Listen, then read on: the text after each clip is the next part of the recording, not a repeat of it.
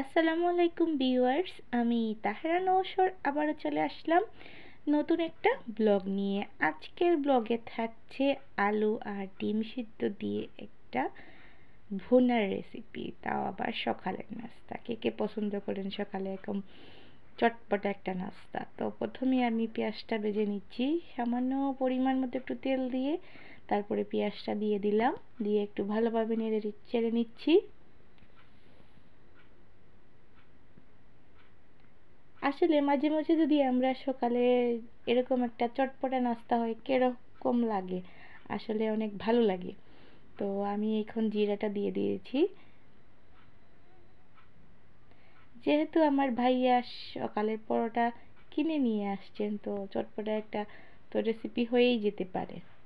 তো উনি বলেছিলেন, আমাকে ভাইয়া বলেছিলেন যে ডিম ভুনা করার জন্য। আমি এর সাথে মাংস, তারপরে আলু সেদ্ধ দিয়ে ডিম দিয়ে একটা ভালো একটা আহ, যেমন মিক্স কারির মতো করে ফেললাম, ডিম কারি করে ফেললাম একটা মিক্সিং মতো। তো অনেক সুস্বাদু হয়েছে। আর এখন রসুনের যে পেস্টটা আছে সেটাও দিয়ে দিলাম, গরম মশলাও দিয়ে দিলাম হাফ টি স্পুন করে দিয়ে এখন ভালোভাবে নেড়ে নিচ্ছি। তো আমার কাছে মনে হয়েছে যে মশলাটা একটু কম হয়ে গেছে, তো রসুনটা আরও একটু দিয়ে দিলাম। যেহেতু মুরগির মাংসটা দিব, তাই আমি একটু মশলাটা একটু বেশি পরিমাণে দিলাম। আর হাফ টি স্পুন করে মরিচের গুঁড়োটাও দিয়ে দিলাম। এখন হলুদের গুঁড়োটাও দিয়ে দিলাম হাফ টি স্পুনের মতন।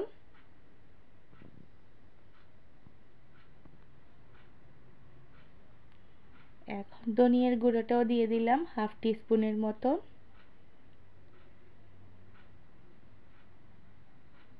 এখন ভালোভাবে নেড়ে চেড়ে নিব। আপনারা কার কার পছন্দ এরকম সকালে চটপটা একটা নাস্তা? তো এখন গরম পানিটা দিয়ে দিলাম আবারও একটু তাড়াতাড়ি যাতে ম্যারিনেট হয়ে যায়। আর সাথে একটু গ্রেভি হওয়ার জন্য পানিটাও দিয়ে দিলাম, আর টমেটো তো দিয়েছি। আর এখন মুরগির মাংসটাও দিয়ে দিলাম। আমি কিন্তু খুব অল্প পরিমাণে মুরগির মাংসগুলা দিলাম।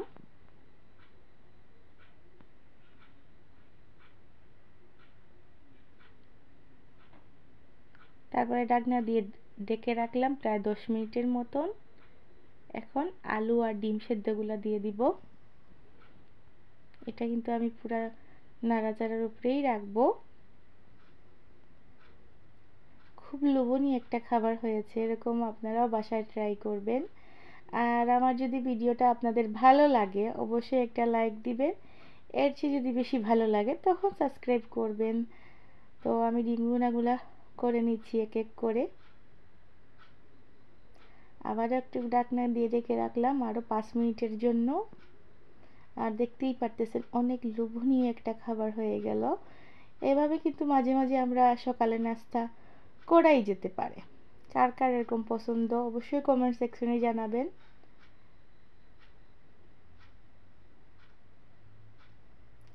তারপরে কিন্তু আমি পরোটা দিয়ে খেয়ে নিয়েছি। আর ভিডিওটা যদি আপনাদের ভালো লাগে অবশ্যই একটা লাইক দিবেন। এর চেয়ে যদি বেশি ভালো লাগে তখন সাবস্ক্রাইব করবেন। সবাই ভালো থাকবেন। আসসালামু আলাইকুম।